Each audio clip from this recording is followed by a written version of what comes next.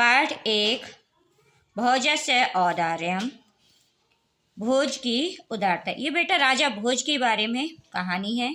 जो उनकी उदारता थी, वो कितने दयावान थे, इस पाठ के माध्यम से होने के बारे में हम अच्छे प्रकार से जान सकते हैं। तो आइए आज के वीडियो का जो हमारा टॉपिक है भोजस्य औदार्यम, इसको आज हम आपके साथ में डिस्कस करते हैं। ततः कदाचित द्वारपाल आगत्य महाराजं भोजम कहा।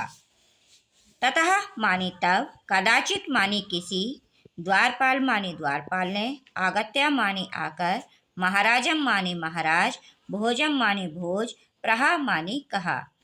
तब किसी द्वारपाल ने आकर महाराज भोज से कहा, देव कौपीन अवशेषो विद्वान द्वारी वर्तते इति। देव मानी देव, महाराज, कौपीन अवशेषों, कौपीन मानी लंगोटी, अवशेष मानी मात्र, मात्र लंगोटी पहने हुए, विद्वान मानी विद्वान, द्वारे मानी द्वार पर, वर्तते इति खड़े हैं। महाराज केवल मात्र लंगोटी पहने विद्वान द्वार पर खड़े हैं। राजा प्रवेशाय इति। राजा मानी राजा ने, राजा प्रवेशाय माने प्रवेश कराओ, इति माने कहा। राजा ने कहा प्रवेश कराओ, या राजा ने कहा बुलाइए। ततः माने तब, प्रविष्टः माने प्रवेश करते हुए, सा माने उस, कवि माने कवि ने, भोजम आलोक्य, भोजम माने भोज को, आलोक्य माने देखकर, अध माने आज, में माने मेरी, दरिद्र्यो नाशो, दरिद्र माने गरीबी, नाशो माने नष्ट, भविष्यति माने होगी, मत्वा माने मानकर, तुष्टो माने संतुष्ट होते हुए, हर्ष अश्राणी, खुशी के आंसू, हर्ष माने खुशी, अश्राणी माने आंसू, खुशी के आंसू, मुमोज माने गिराए। तब प्रवेश करते हुए उस कवि ने भोज को देखकर, आज मेरी गरीबी या दरिद्रता का नाश होगा, भविष्यति माने होगा, गरीबी का नाश होगा, मानकर संतुष्टि के साथ या संतुष्ट होते हुए खुशी के आंसू गिराए।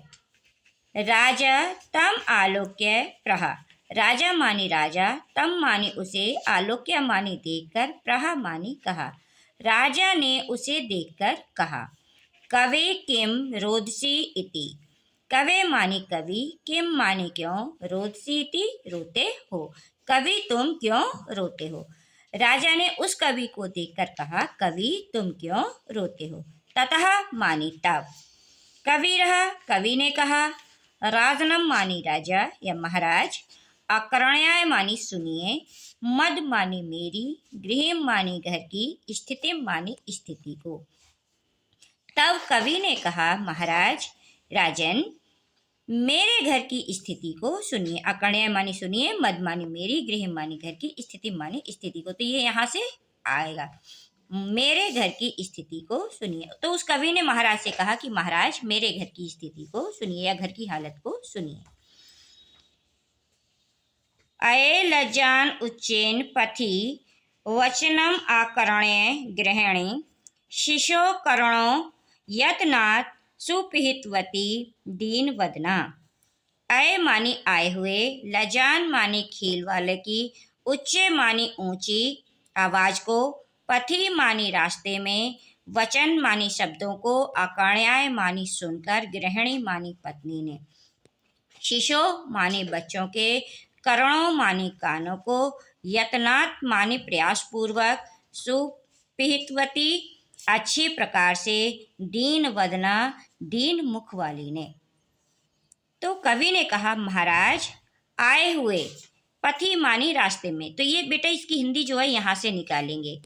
पथि वाला शब्द जो हमारा पहले आएगा, पथि मानी रास्ते में, रास्ते में आए हुए, खील बेचने वाले की ऊंची आवाज को, वचन आकर्ण्य वचनों को सुनकर, गृहिणी मानी पत्नी ने। महाराज मेरी पत्नी ने रास्ते में खील बेचने वाले की ऊंची आवाज को सुनकर, शिशो करणों यत्नात्, शिशो मानी बच्चों के, करणों मानी कानों को, यत्नात् मानी प्रयास पूर्वक, सुहितवती मानी अच्छे प्रकार से, दीन वदना दीन मुख वाली।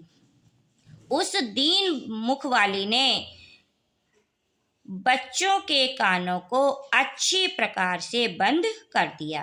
कवि ने कहा, महाराज, जब मेरी पत्नी ने रास्ते में आए हुए खील बेचने वाले की तेज आवाज को सुना, ऊंची आवाज को सुना, खील ले लो खील, इस प्रकार की ऊंची आवाज को सुना, तो उसने, उस साधनहीन ने, उस गरीब से मुख से दिखने वाली स्त्री ने, मेरी पत्नी ने बच्चों के कानों को बहुत ही प्रयासपूर्वक, यत्न पूर्वक अच्छी प्रकार से बंद कर दिया, जिससे कि वो उस खील वाले की आवाज को ना सुन सके।